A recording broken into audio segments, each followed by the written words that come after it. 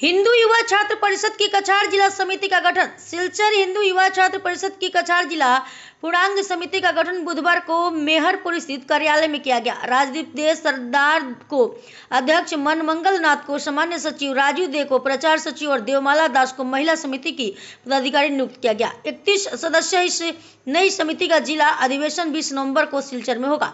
बैठक में केंद्रीय उपाध्यक्ष नीतीश भट्टाचार्य ने काबरी आंगलोंग निवासी केम्पाई द्वारा भाषण शहीदों पर की गई टिप्पणी की कड़ी निंदा करते हुए सरकार से जांच और सार्वजनिक माफी की मांग की।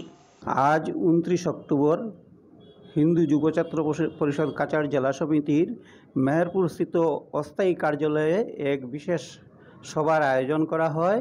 उक्त सभाय हिंदू युवा छात्र परिषद काछार जिला समिति पूर्णांग कमिटी गठन करा हय।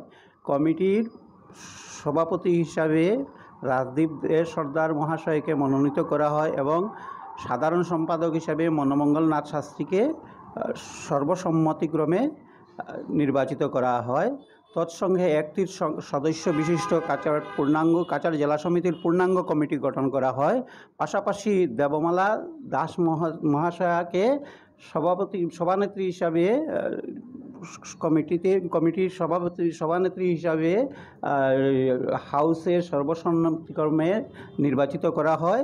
तत्संगे काछार जिला महिला समिति और पूर्णांग कमिटी गठन करा हय।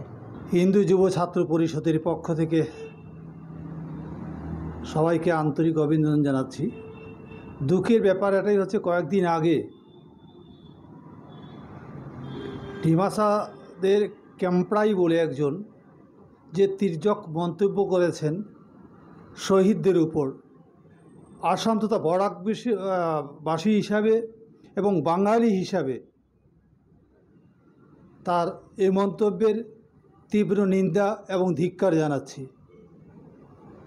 ইতিহাস না জেনে কোনো মন্তব্য করাটা উচিত নয়।